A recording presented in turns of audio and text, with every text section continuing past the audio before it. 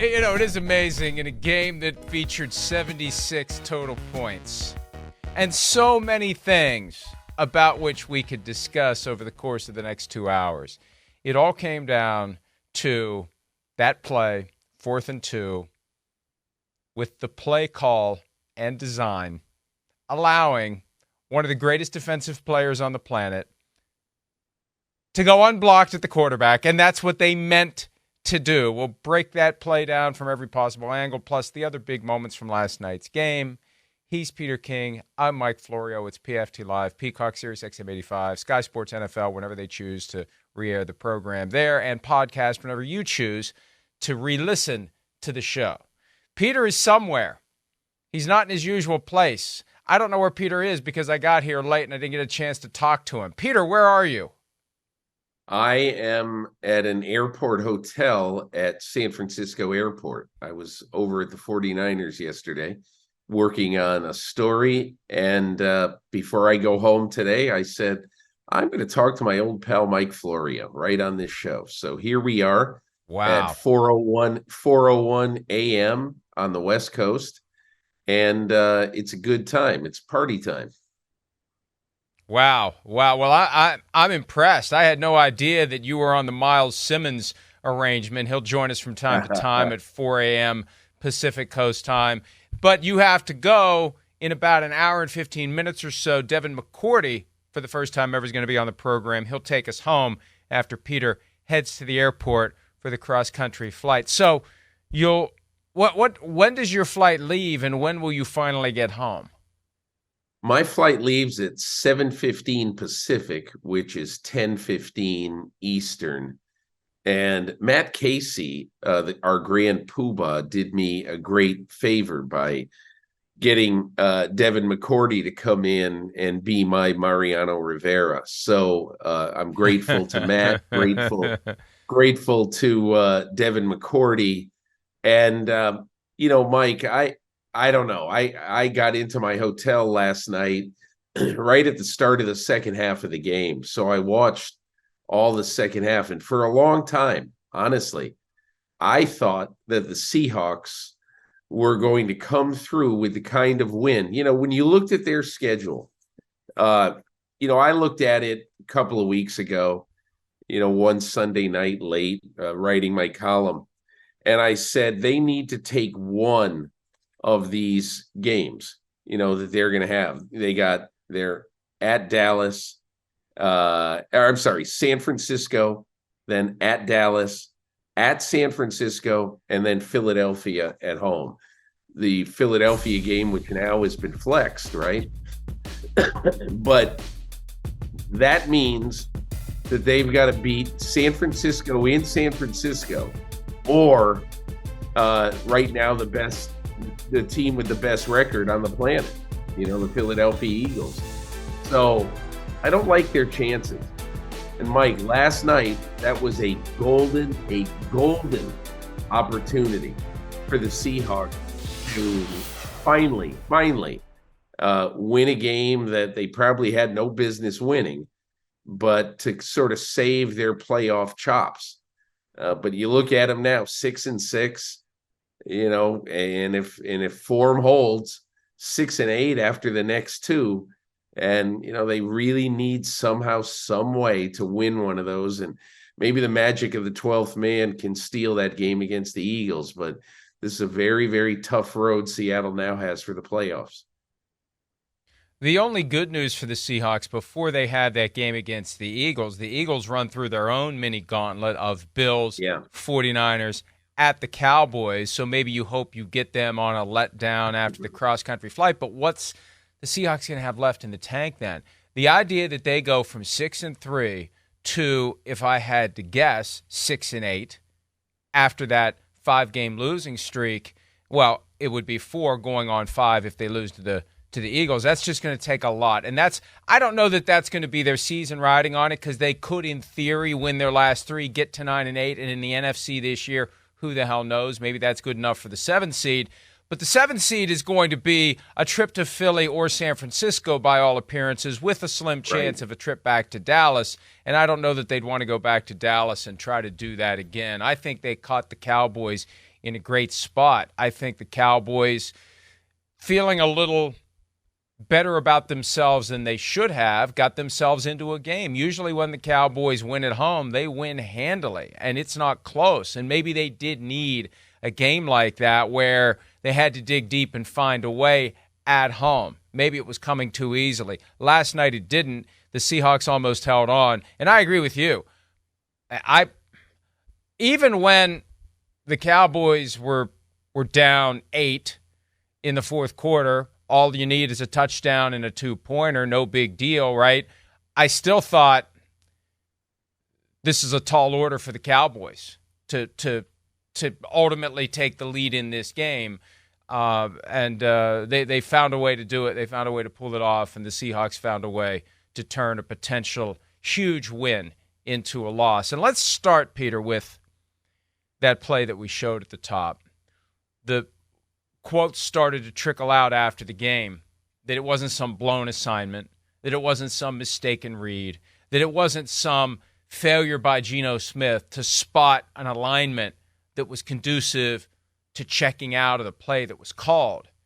This was a deliberate plan as designed to let Micah Parsons run free and have their third-string running back, DJ Dallas, because Kenneth Walker II was out with an oblique injury. Zach Charbonnet, who had a great game last night, left after banging his knee against the turf. He was in the blue tent, and then he was in the locker room. He didn't return. So what DJ Dallas had to do there, Peter, was get across that formation, lickety-split, as they say, and he didn't get through fast enough. Now, the other problem is Micah Parsons is getting through fast enough. He's got the speed to close the distance. And this is prime example. Chris Sims talks about this all the time. It looks great when you draw it up, but then when you execute it, it all goes to crap. But it looked great when they drew it up. This X and this O and this O goes here and this X goes there. It's like the way John Madden would describe a play. It looks great when it's X's and O's.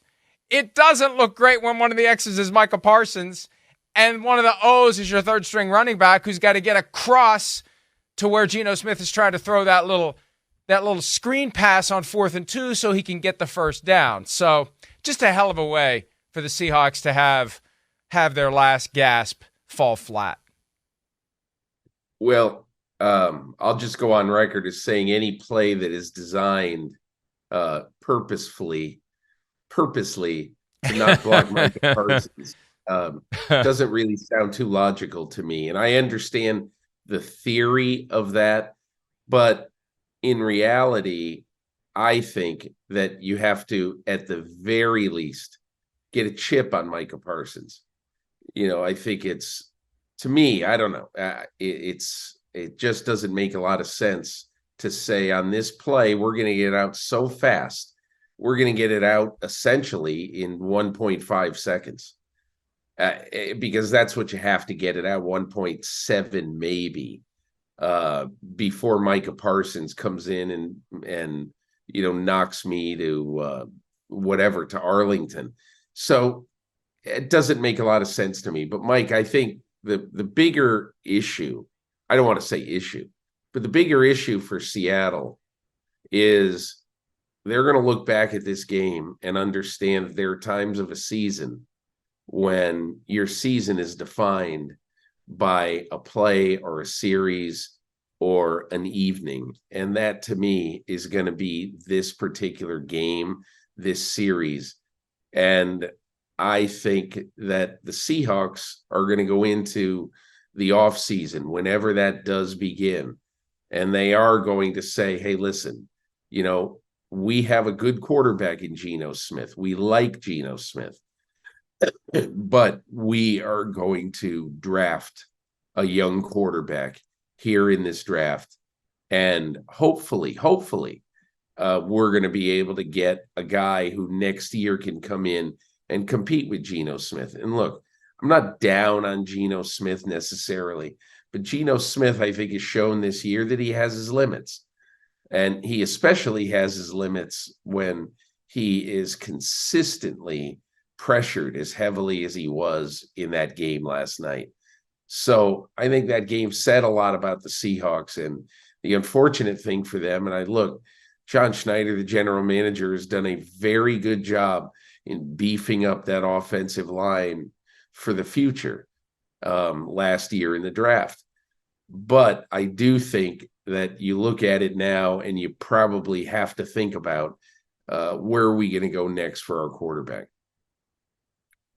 Well, and the one thing that Chris and I have talked about from time to time, even though it was reported as a 3-year big money deal, it's 1 year and 28. They could exit this thing after 2023. They could pursue one of the available veterans as a stopgap and maybe draft a young guy. They don't have to keep Geno Smith next year. And I think you look at the full body of work once the season ends. Do they get to the playoffs? Do they miss the playoffs? It's still unwritten, but last night is the kind of game that I think does make you fairly ask yourself, if you're the Seahawks, do we have the right guy to get us to where we're trying to go? And Pete Carroll trying to get back to the top of the mountain. And there were times this season where you thought, this could be it. When the 49ers were in their 3-game losing streak, the Seahawks took over the division, and now they've seen this rapid fall that is not going to get any better, most likely anytime soon. So the end result last night, Cowboys have their fourth straight home game with 40 or more points. That ties an NFL record. They've won 14 in a row at home. They're 9-3. And last night, for only the 5th time ever in league history in the regular season, 6th time if you include the postseason, no punts by either team in the game. And the Seahawks become the first team ever in the 100-plus year history of the NFL to score 35 or more points, not punt, and lose. Now, we don't see many games like this year. There's been a lot of lower-scoring games. We saw the 37-34 epic on Sunday between the Bills and the Eagles. But, boy, as Al Michaels and Kirk Herbstreit were saying at the very end of the game, who would have thought 76 points from these two teams last night? There was a ton of offense. There were a lot of penalties. I'm sure we'll talk about that. But, yeah, this is ultimately a gut punch for the Seahawks. The one graphic I noticed last night too, Peter, the Seahawks, when scoring 35 or more in the Pete Carroll era, had been 36-0 before last night. And, of course, after last night, 36-1. Giving up 41 points is not the kind of thing that a Pete Carroll team does. And they've never lost when they scored 35 because of the Pete Carroll defense.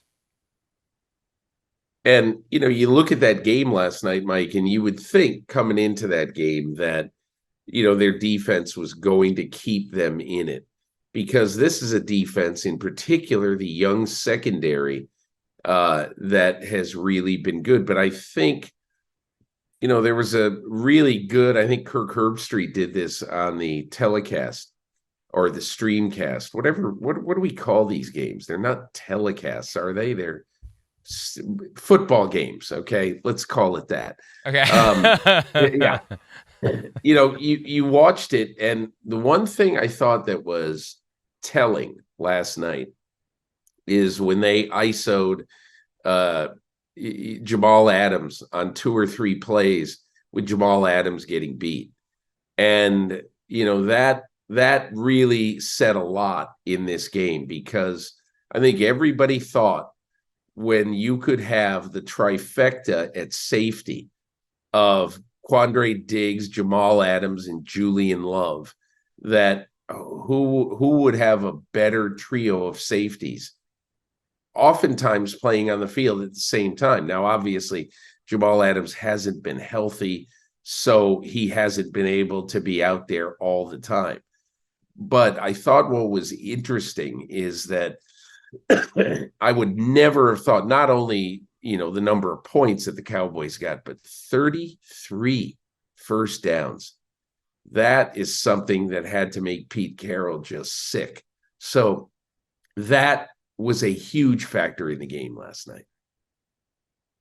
Yeah, absolutely. And the Cowboys, even though at times they put up 41, and at times it felt like they were a little off. It felt like they were a little sluggish. But you're right. At the end of the day, they just went through that defense when they had to have it, when they needed to have it. They could kick it in and they could get it done. I want to pivot back to that fateful play, though, before we move on. The Micah Parsons straight shot for Geno Smith, the failure of DJ Dallas to get in position to make the catch. Here's Geno Smith after the game talking about the fact that Micah Parsons was given a free run to the quarterback. It is design. That was he had to squeeze. Right tackle had to squeeze right there versus zero. So he did the right thing. Micah coming free. We knew that would possibly happen. Tried to get the ball around him, and just wasn't able to. We were expecting, DJ to be able to slip out of there, and usually sometimes teams have what they call a peel with the end, where if the back releases, then the end will peel. Parsons will peel. On that play, it was an all out, so he continued to rush. We thought DJ could slip through there and we can get him the ball in the flat. Wasn't able to get through there. Kind of got held up, and that's kind of how the play went. And Peter, something I had forgotten until just now, and it wasn't really clear what the context was, but they had a close-up shot of Micah Parsons as that last play was getting situated before the snap. And he looked like he was upset or confused, and you could only assume that he wasn't mad, but just the facial expression and what he was saying, it's kind of like, is he not real happy with whatever the call is on this play? So it worked out, but he was the one guy they locked in on as the Cowboys were getting themselves arranged. And I thought, boy, for some reason, he doesn't seem to be 100% on board with whatever's going to happen. But ultimately, and obviously, Micah Parsons gets it done, delivers the win, and the Cowboys, again, now 9-3. And, I'm thinking the whole time that the Seahawks are winning this game, the Cowboys are going to blow whatever shot they have. There were two big pictures for me. One, the 49ers are pretty damn good. The 49ers are the best team in the NFL. When you look how they dismantled the Seahawks 1 week earlier, and it never felt close, and the Seahawks gave the Cowboys everything they could handle. That was one big takeaway. Number two, the Cowboys were blowing whatever chance they had to try to catch the Eagles atop the NFC East. And that collision course is still in play. Eagles lose on Sunday to the 49ers. Next Sunday night, Week 14, Sunday Night Football, NBC and Peacock, Eagles at Cowboys, winner ends up in first place in the division.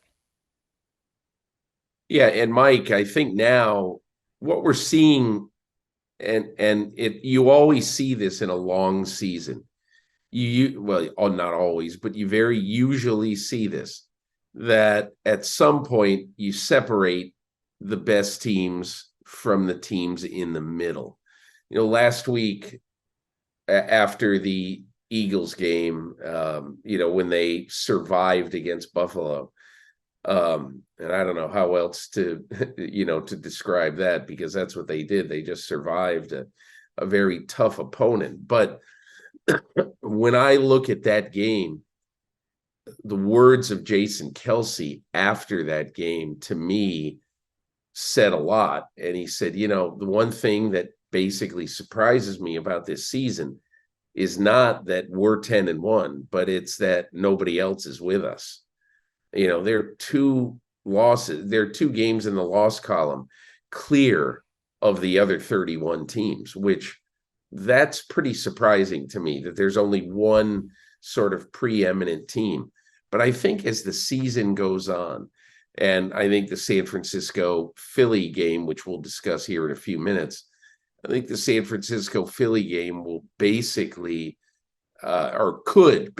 could really determine who the home field advantage is in the NFC, which is very odd for the first week in December.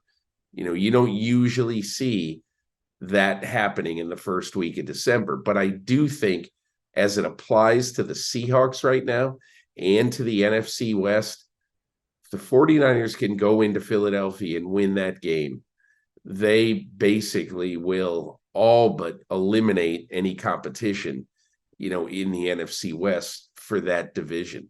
So there's a lot of reasons for Seahawk fans, after they get over their misery today, there's a lot of reasons for them to turn on the TV Saturday afternoon at the game in Philadelphia. Hi, it's Mike Florio. Thanks for watching PFT on YouTube. Hit subscribe for the latest news and analysis from Pro Football Talk.